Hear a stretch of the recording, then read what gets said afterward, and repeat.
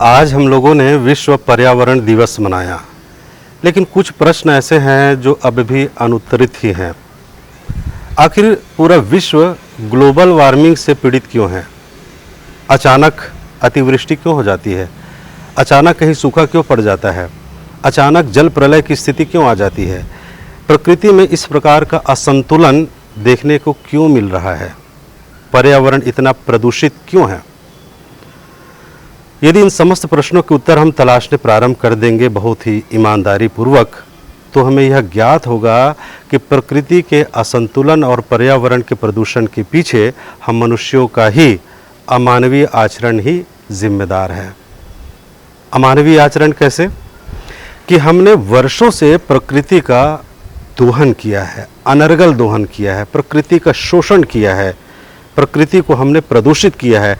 कल कारखानों के दूषित जल के माध्यम से, उसके धुआं के माध्यम से हमने वायुमंडल को, नदियों को प्रदूषित किया है। तो ये सारे कृत्य हम मनुष्यों के ही हैं। इसी कारण से प्रकृति विक्षुब्ध है, प्रकृति कुपित है, और प्रकृति जब बदला लेती है तो उसका दुष्परिणाम बहुत ही भयंकर होता है, जिसे हमने पिछले कई वर्षों में अपनी आंखों से देखा है, अनुभव किया है। तो आखिर हम ऐसा क्या करें कि हम अपनी भूल को स्वीकार कर सकें और उसे सुधार सकें?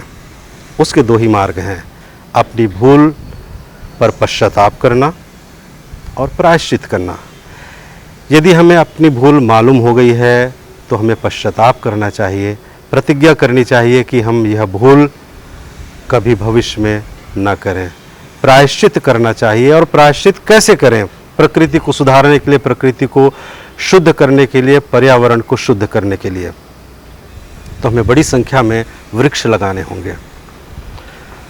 वृक्ष लगाने की औपचारिकताएं प्रायः हर वर्ष होती हैं, लेकिन अब एक प्रतिज्ञा के साथ न केवल हम पौधे लगाएंगे बल्कि उसकी सुरक्षा का भी पूरा ध्यान रखेंगे।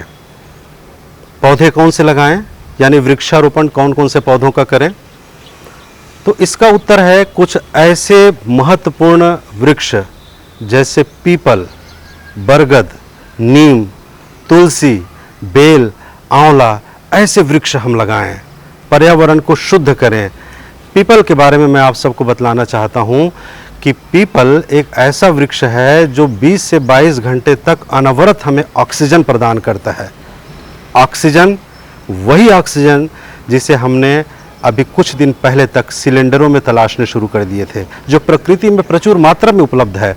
ये तभी उपलब्ध होता है जब ऐसे वृक्ष हम बड़ी संख्या में लगाते हैं। तो पीपल हम लगाएं।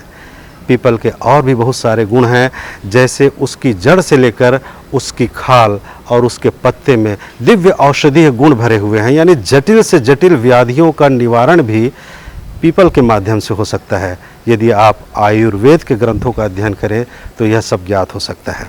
भगवान श्री कृष्णचंद्र जी ने तो कहा है कि अश्वत्थः सर्ववृक्षाणाम देवर्षिणाम च नारदः गंधर्वाणाम चित्ररथः सिद्धानाम कपिलो मुनि, यानी समस्त प्रकार के वृक्षों में मैं पीपल का वृक्ष हूँ।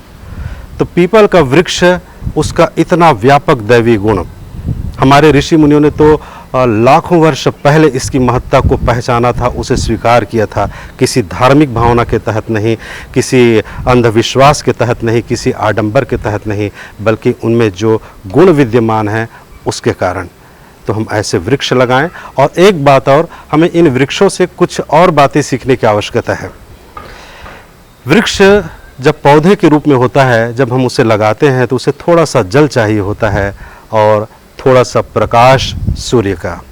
उसके बाद जब वह बड़ा होता है तो आजीवन हमें अपनी शीतल छाया प्रदान करता है, वह हमें अपने फल और फूल प्रदान करता है, वह अपनी औषधि हमें प्रदान करता है।